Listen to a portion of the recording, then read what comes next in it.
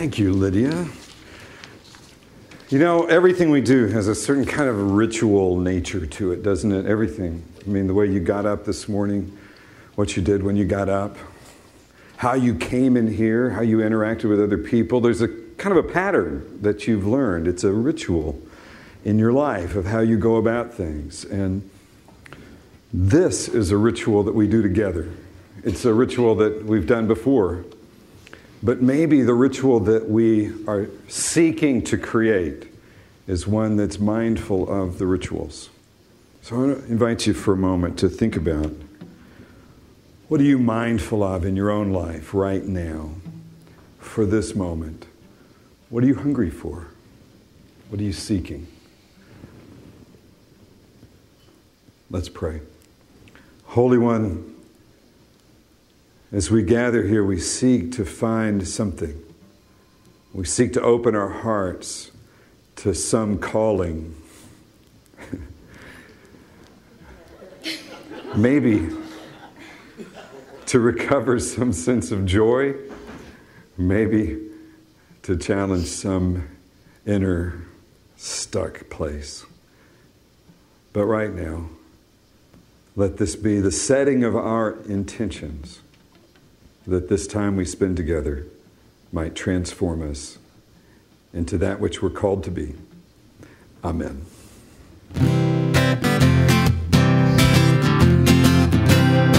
Let's all stand up and we can join together.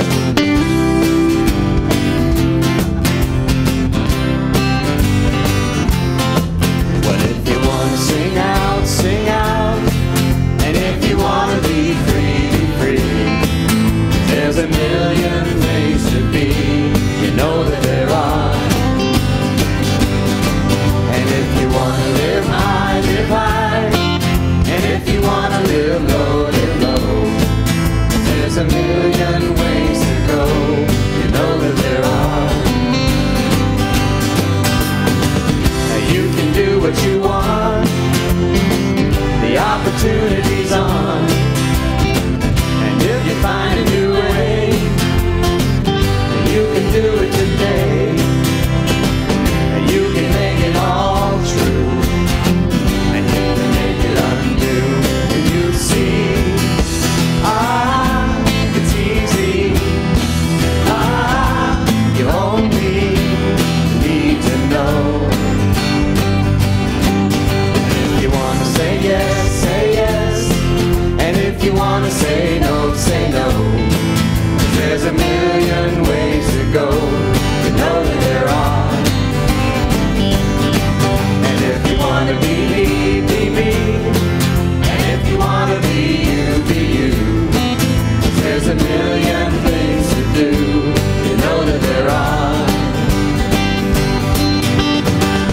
You can do what you want, the opportunity's on. And if you find a new way, you can do it today. And you can make it all true, and you can make it undo. You see, it's easy. You only need to know. Let's have a little saxophone over the verse there. Well, you always got to be ready. You never know what's going to happen.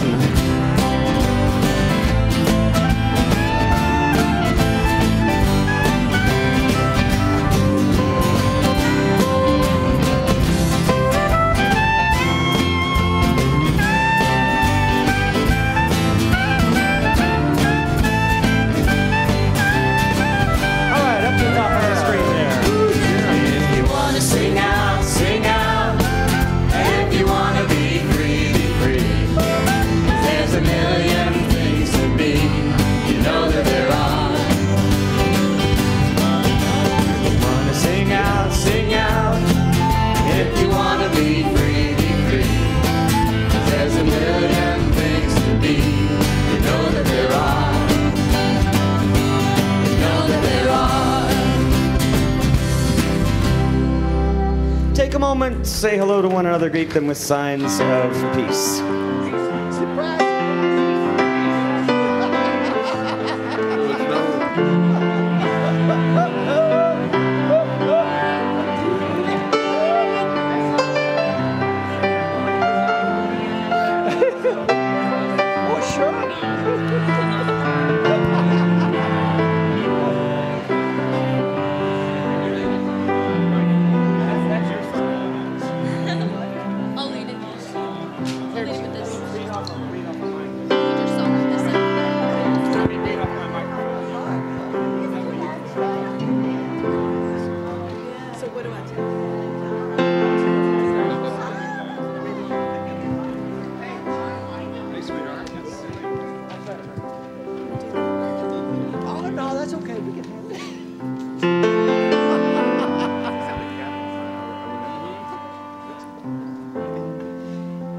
first reading this morning is from Psalm 19, verses 1 through 6, if you'll read along with me. The heavens are telling the glory of God, and the firmament proclaims his handiwork. Day to day pours forth speech, and night to night declares knowledge. There is no speech, nor are there words. Their voice is not heard. Yet their voice goes out through all the earth, and their words to the end of the world. In the heavens he has set a tent for the sun, which comes out like a bridegroom from his wedding canopy, and like a strong man runs its course with joy. Its rising is from the end of the heavens, and its circuit to the end of them, and nothing is hid from its heat. Now I'll read to you from James 3, verses 5 through 10. So the tongue is a small member, yet it boasts of great exploits. How great a forest is set ablaze by a small fire. And the tongue is a fire. The tongue is placed among our members as a world of iniquity. It stains the whole body, sets on fire the cycle of nature, and is by itself set on fire by hell. For every species of beast and bird, of reptile and sea creature, can be tamed and has been tamed by the human species, but no one can tame the tongue, a restless evil, full of deadly poison. With it we bless the Lord and Father, and with it we curse those who are made in the likeness of God. From the same mouth come blessing and cursing. My brothers and sisters, this ought not to be so. And the last reading is from Mark 8, verses 34 through 38. He called the crowd with his disciples and said to them, If any want to become my followers, let them deny themselves and take up their cross and follow me. For those who want to save their life will lose it, and those who lose their life for my sake and for the sake of the gospel will save it. For what will it profit them to gain the whole world and forfeit their life? Indeed, what can they give in return for their life? Those who are ashamed of me and of my words in this adulterous and sinful generation, of them the Son of Man will also be ashamed when he comes in the glory of his Father with the holy angels.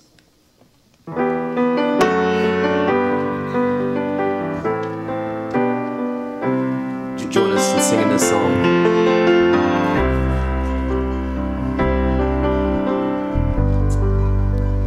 If I were to pray, if I were to pray, the breaking of the morning or the dying of the day, what would I say? What would I say? What would my heart speak if I were to pray? If I were to sing, if I were to sing, if my soul could give some honest offering, what would I bring? What would I bring? Of simple truths my soul would want to sing. And if I do, would not the earth bending? Let this whole creation turn to lint.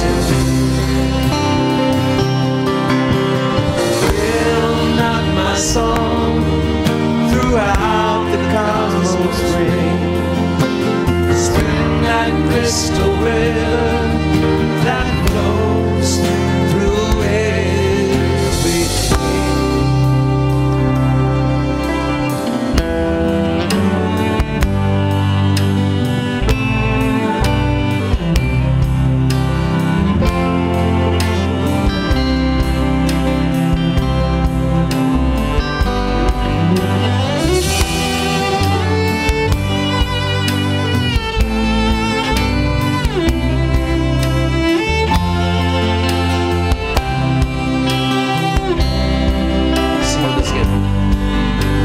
If I were to pray, if I were to pray, in the breaking of the morning or the dying of the day, what would I say?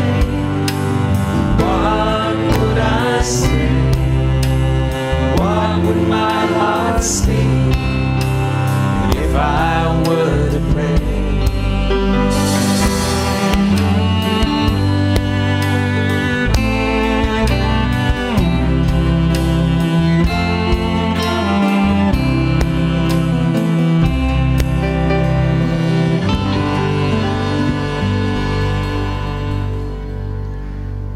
invite you to just close your eyes maybe for a moment.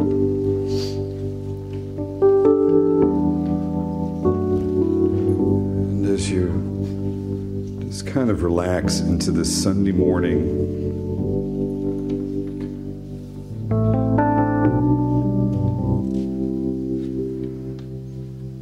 this may be a good time if you want to just kind of notice what the prayer is that's on your own lips.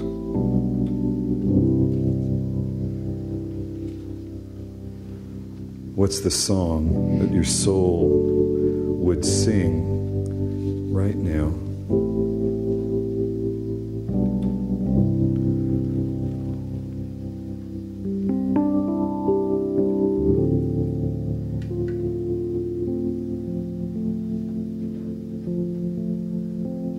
We'll take a few minutes to just let you kind of tune into that. Sometimes we can stay so busy and distracted that we just don't even pay attention to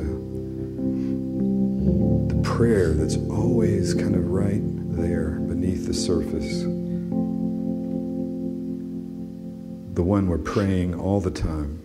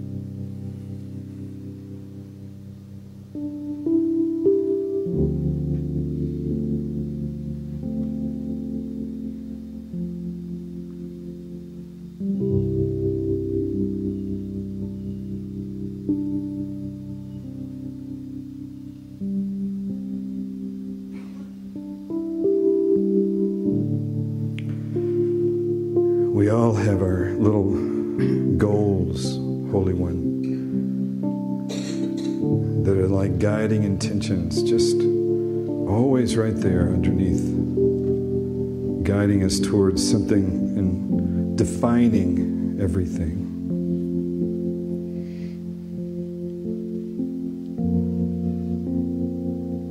Some of them are our own little personal needs and goals about trying to make our way through the world. And some of them are goals that are about kind of the whole experience of life and relationship. And some of them are just like prayers for peace for the world and wishes for a change in a way that might end some of the violence and hurt in the world.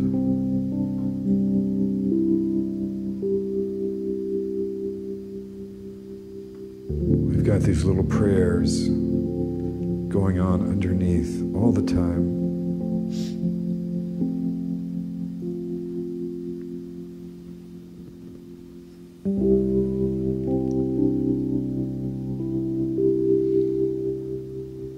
Sometimes we just wonder if there's anyone listening.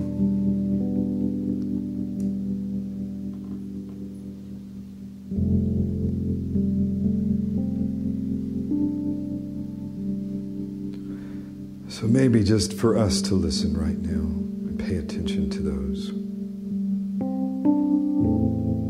may open that door for something new to happen.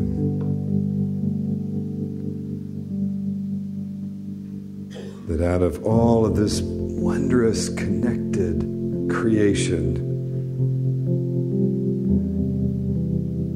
that we participate in, that flows through us, we flow through, we might discover how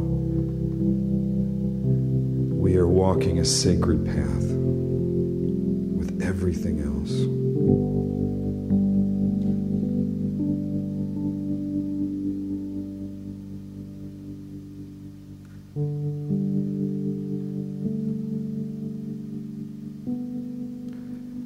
So on our lips, in the midst of all of those other little prayers,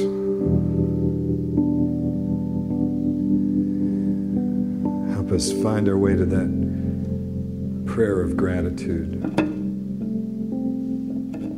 so that we can say thanks. And even in the midst of struggles and troubles,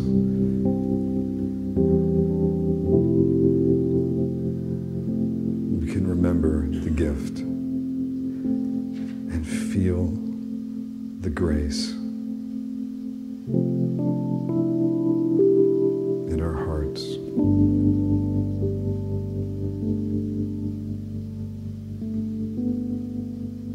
Amen.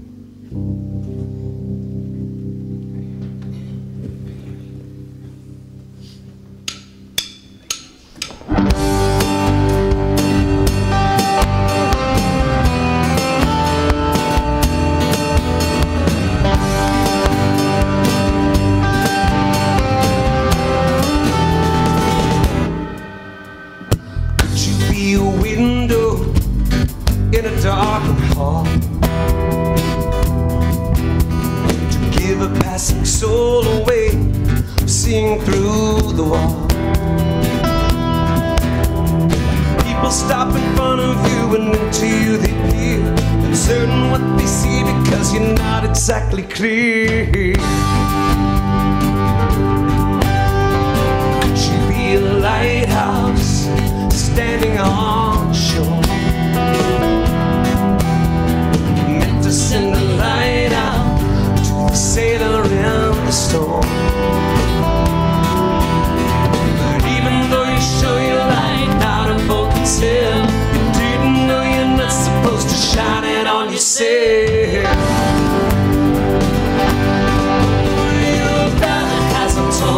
Drum that has a roar.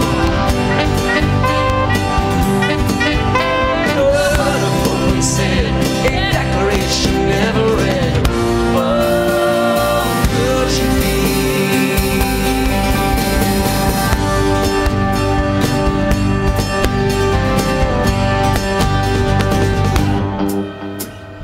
Could you be a siren made to raise your voice?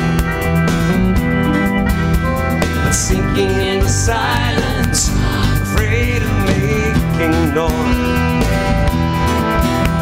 And even though the enemy is flying overhead, even though the fire is continuing to spread, oh, are you a spirit afraid of light, constellation afraid of night? A principle unknown, a pilgrim holding on to home. Oh, could you be? Hey.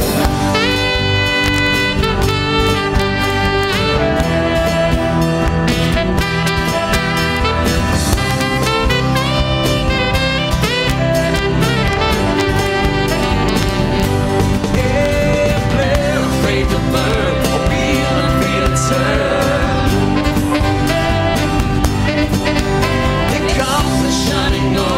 They're so straying away off course. Oh, could you be? Could you be? Could you be a lighthouse standing on shore? The lost are looking for.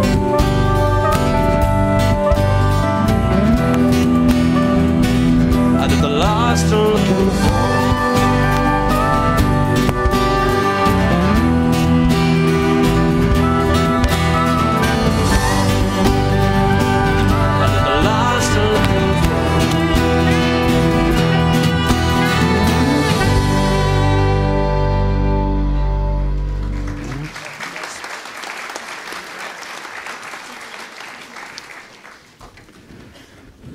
You know, in the course of the week, as things have continued to unfold about the response in the Middle East to a video about Islam and the Prophet Muhammad, you know, it's just been one more piece of bad news to our sense of how relationships between people in this country, and particularly the Christian world, and the world that we are communicating now with in ever-increasing ways in the Middle East, struggle to find a way to understand each other. Worlds apart, but connected by the nanosecond through media. We're now experiencing that big challenge of what happens when people from very different kinds of worldviews and very different ways of experiencing their feelings are connected to each other in a continual way. That passage that we read today out of James is maybe applicable. The tongue is like a evil fire. You know, it's just going to spread terrible, terrible stuff. James must have gotten in on some bad rumor or something. The author of that passage had clearly, obviously experienced something about the damaging nature of what happens when people speak and say things that they have a right to speak, but that can create all kinds of ill will and hurt between them and other people and between other people, and ruin lives and create major problems. This is the world that we live in. It's a world where anyone can have a say.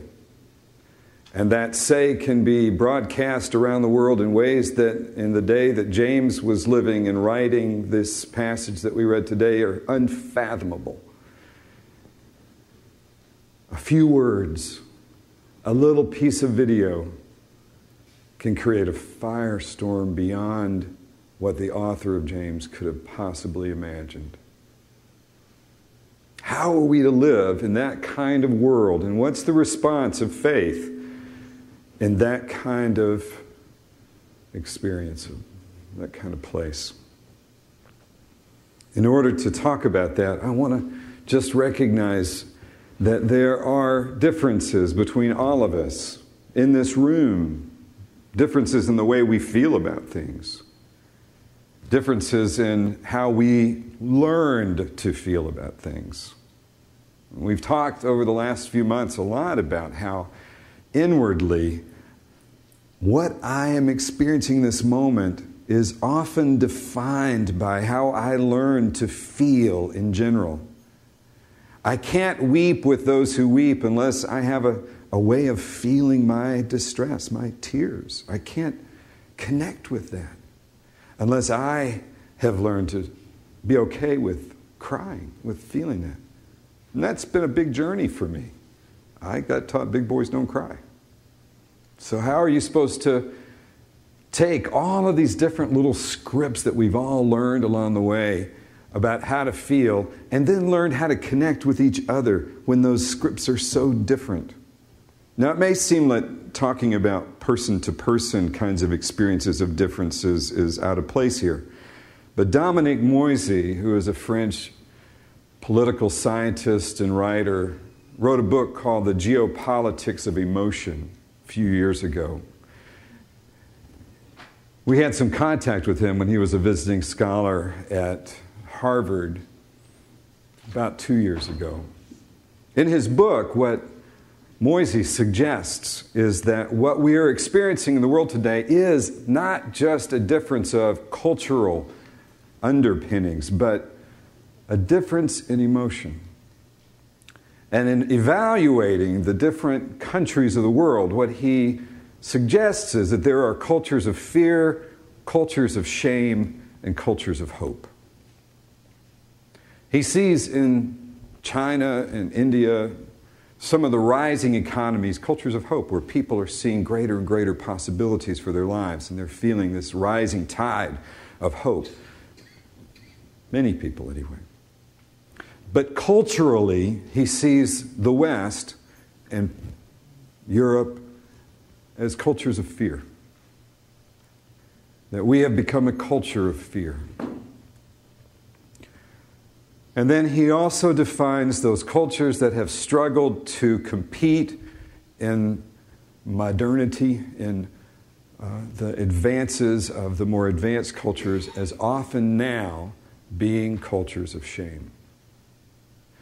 Now, to understand those differences, we have to kind of define what those words mean: hope, fear, and shame.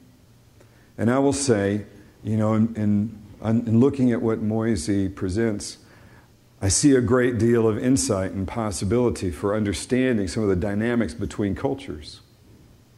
But I also see the limitations in his work from a viewpoint of recognizing that emotion is motivating, but it is our scripts around what to do with those feelings that makes the biggest difference.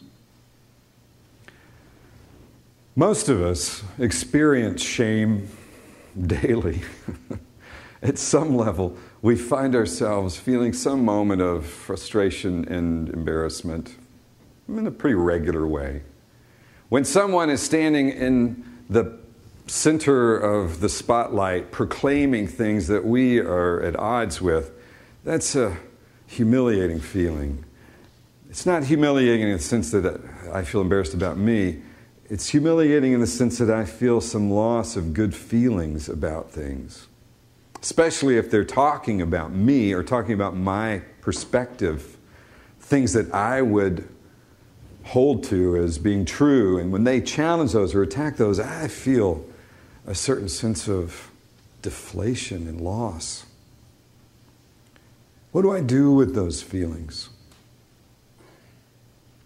Sometimes in our culture, we want to attack back to those who have defamed our perspective.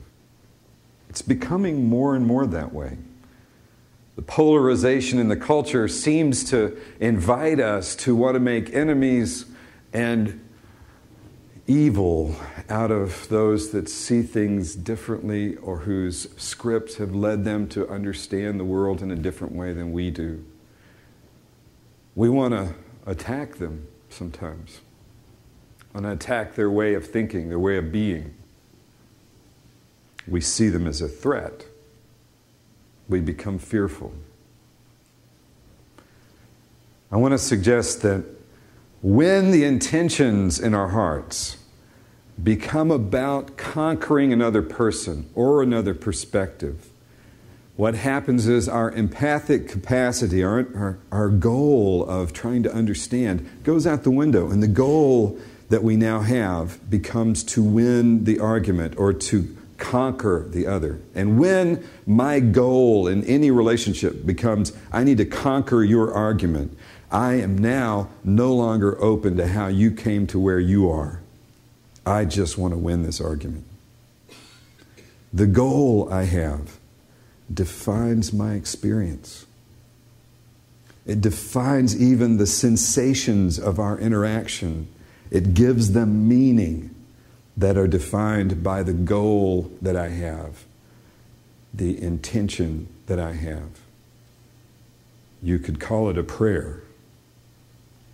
The intentions of my heart are like the prayer I'm always praying. The goal that I have is defining and giving meaning to every moment. And so if my goal is to win the argument, then all I am really about is trying to take apart your argument, not understand where you came from, what brought you to this place. Do you see what I'm saying? And so when I am living out of a goal that says, I've got to avoid fear or avoid shame, that goal defines my meaning and gives my life a certain purpose. I define everything in the interactions by that.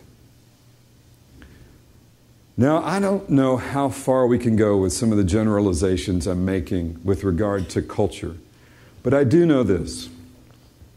In an experience where people are sometimes being led to take on ways of responding to those differences that are violent and extreme, we need to learn how to manage these feelings differently. In our Roots of Change groups that begin this week, we show a piece of video made by Sam Keene where he, back in the 80s, went to interview a guy named David Lee Rice. David Lee Rice had been accused of murdering a family in Seattle who he perceived were communist. And when Keene was trying to get him to talk about what led him to thinking about doing such a deed, because they weren't communists, he just had learned somehow that they were, but still, why was he on this kind of, I'm going to go kill a communist? What led him to that? And what Keene found was his life was in shambles. He had experienced incredible amounts of shame and embarrassment over having tried to train as a welder, but then not being able to get a welding job. And so he had found himself on the fringes of life. And he had begun listening to voices on the fringe of the culture. He had learned this whole idea that the communists were taking over secretly in America. Still, what led him to do the act that he did? I'm convinced that often what leads people to acts like we have seen in Aurora, Columbine, and many other places around our culture is a need to avoid shame, not that they're just angry. There's a need to avoid this humiliation that they feel in their life over something. Sometimes it's a loss of a relationship or a job or any sense of feeling like I have any value. And out of that, they begin to construct a way to feel better. And they listen to voices that give them an idea about how to see themselves as something more heroic and not shame-filled.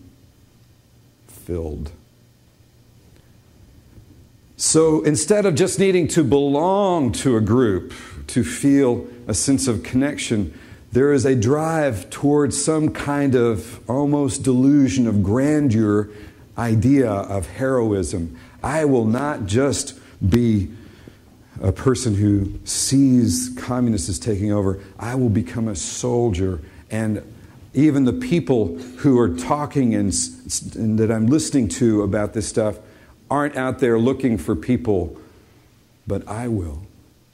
I'll go beyond what most people would do. I will be heroic. This is the image, the goal, to be heroic. I want to see myself as a hero, not as this failed welder. And by attaching myself to this image, I see my life in a way that gives me a sense of positive and a way to avoid the feelings of shame. This is, in many cases, the roots of the extremist. In our culture, when you see the spouting of extremism, often, if you listen closely enough, you'll hear something in there that is trying to be heroic, that has an image of heroism. I'm going to be saying to people what others would not. The fascinating thing is the same thing is true with bullies in our schoolyards. Often if you really talk to someone who is a bully, you'll find that they're doing what they might have another friend talk about doing, but the other friend wouldn't go do it. I'm going to do that heroic thing because it makes me feel like I have some specialness, some special value. And why do I need to have that special value in my life? Why do I need to be perceived that way, inwardly or outwardly? It's to escape my feelings of not being enough, my feelings of embarrassment of other things in my life. The drivenness of the heroic bully, the drivenness of the heroic terrorist may have the same common underpinnings. The need to be something when I feel like nothing. How we recognize the kind of pressure of intentions may be helped by our thinking about what's the goal, what's the image that I'm living out of? What is it I'm trying to get, trying to be? Those images, those goals, define and give meaning to the moment. And nothing changes in my life unless that goal shifts, because it's what's giving me meaning. Right now, if I'm trying to get over there and I'm walking this way, hitting something in the dark, this means obstacle. Why? Because I'm trying to get over there. But if I don't have a goal of getting over there, and I walk and I run into this, it's something to explore. What is this? I don't define it as an obstacle. The goal gives the sensation meaning. The goal of being a hero in avoidance of my own shame gives every moment a meaning. The same is true with fear. My fear of another who's different from me, my fear of some other people, becomes an image that creates a goal that then defines my sensations from moment to moment. We experience these goals and images all the time. We go to school, for instance, and goals sometimes get defined in very narrow ways. For instance, Maria Montessori in The Absorbent Mind suggested that children are continually open and interested in new learning. But often our systems of learning become things that narrow down and say, you must show interest right now in this. Becomes a little problematic with helping kids kind of get in tune with their own level of interest in guiding passions. So this little talk that I'm giving has gone a totally different direction now. But I want to invite you to think about that there is an underpinning theme to this, which is becoming conscious of our intentions. Noticing how we are defining those intentions. Listening to what it is that we are holding as a goal in any particular moment is a path that allows change to happen. If my goal is to win the argument, we've already lost the argument. If my goal is instead to listen to what it is that you are experiencing, to understand that, to more fully get that, there's something that we can continue to do to understand each other. If my goal is to teach a child to do exactly something the way I've learned to do it, we have a very narrow channel of experience. But if my goal becomes to invite out of the child that which is exciting and what they're looking for learning, what they're seeking to understand and awaken that, we have something more open. So there's this little song that was more appropriate when we were talking about this sermon series than what has ended up becoming kind of my focus for today, which was defined more by the experience of the last couple of weeks. But I invite you to just listen to this for a second. This is an old song by Harry Chapin called Flowers Are Red.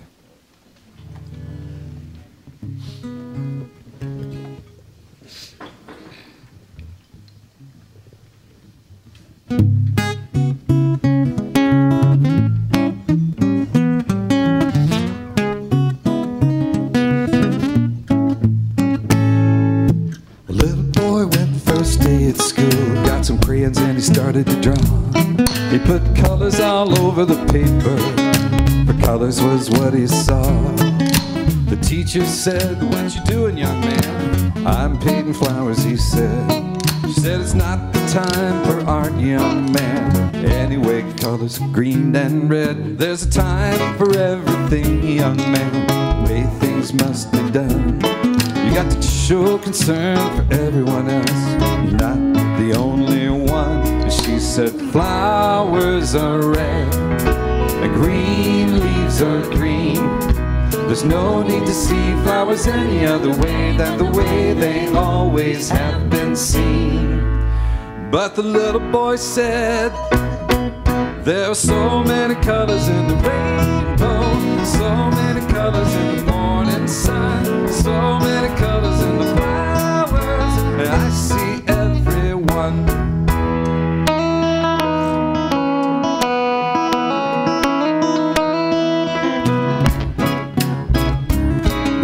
The teacher put him in the sassy, said that was the way that things should be.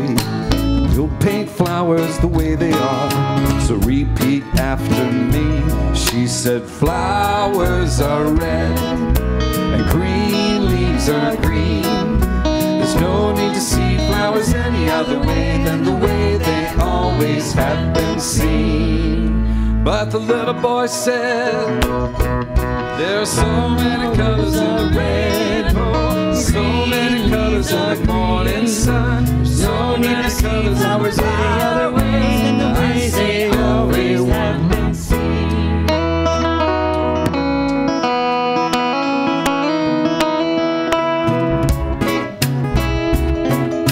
The teacher put him in a corner, said, "It's for your own good, and you won't come out till you get it right and are responding like you should."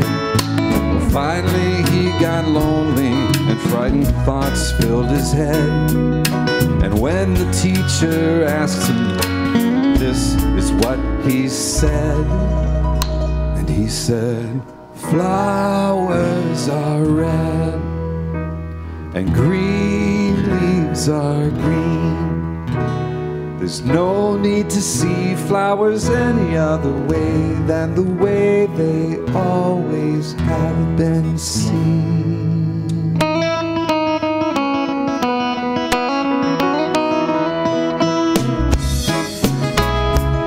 Of course, time went by like it always does.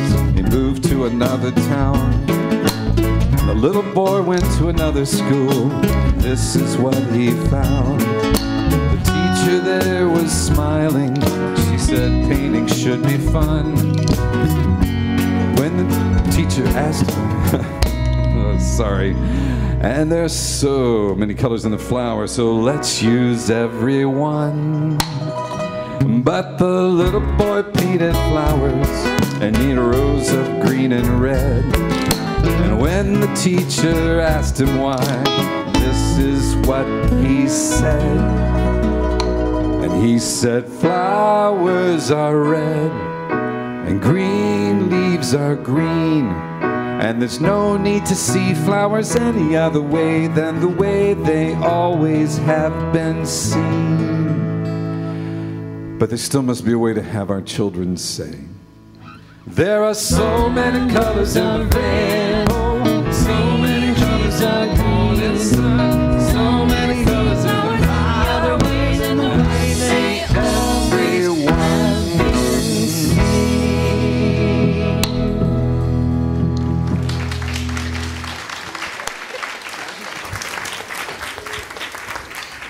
Sorry, Jeff, even using your glasses, I couldn't quite make that line out. So, intentions is what we're talking about. Jesus, in the passage that we read today, said, "He who would seek to save his life will lose it. Those who lose it, for my sake, the sake of the gospel, will find it." What is it we lose when we enter into embracing the gospel message? If it isn't a goal, we lose a goal that we learned along the way to dominate others, to conquer others. The goal changes to something that's about listening, understanding, and discovering how it is that we can share with others what it is that we find in life. Letting go of the goals of our fears and of our shame. And just letting the moment be something we feel. I feel some fear sometimes. I feel some shame and embarrassment sometimes.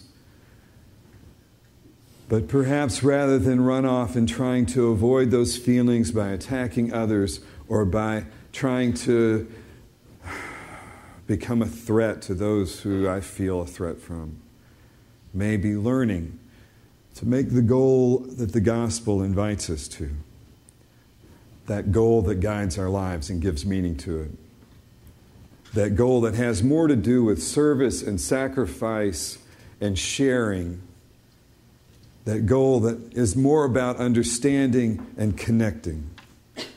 When we shift to that goal, I think we do save our lives and the lives of others. Amen. So let's all stand together and sing Forgive. And as we do, if you have an offering, bring it forward while we're singing.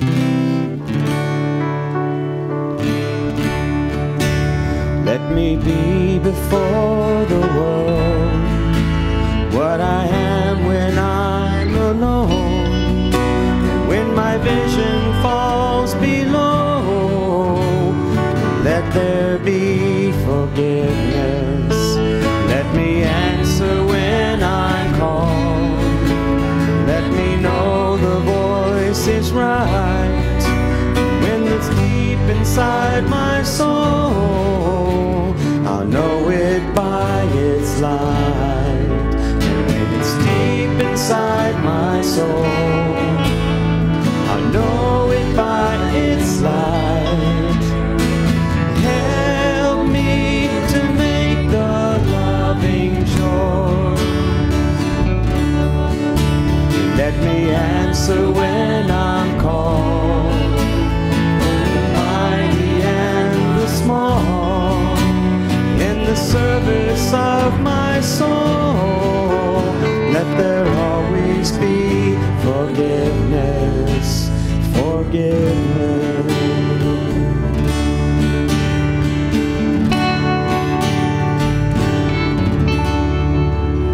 It's not too late if you want to join in one of the Roots of Change groups. They start this week. You can catch me right after the service if you're still wanting to do that but hadn't had a chance. This would be the last chance to sign up. They start today and Tuesday. Also want to let you know,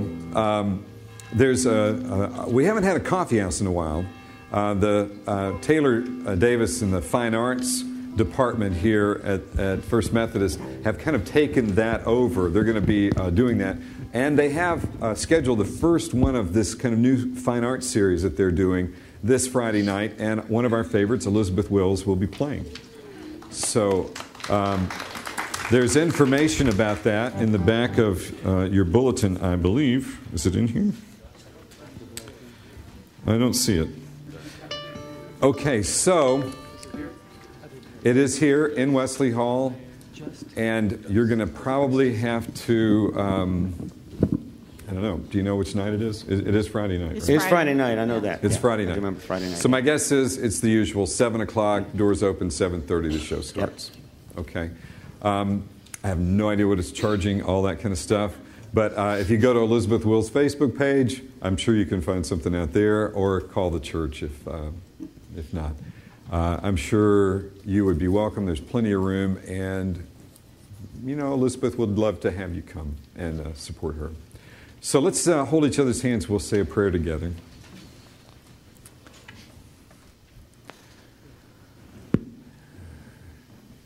Holy One, it's such a complicated world that we live in. Maybe because we're just so quickly attached to each other. And what used to have like a little time and distance, now fires spread fast.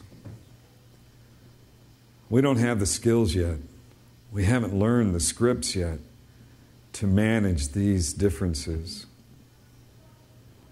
So maybe we do need to learn forgiveness more than anything. And to know that sometimes the voices around us are struggling like us to make sense.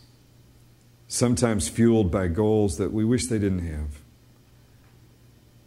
But the only response that seems to invite people to real change is that has to do with understanding.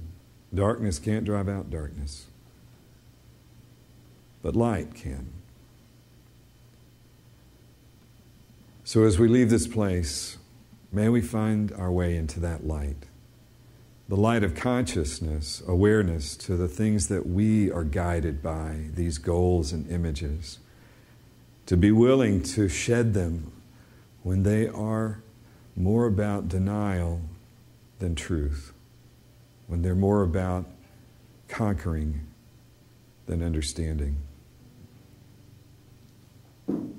This is our prayer. Amen. Let's sing together.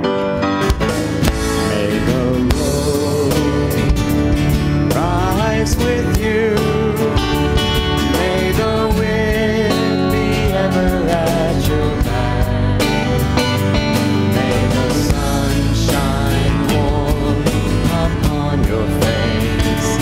May the rain fall softly on your field.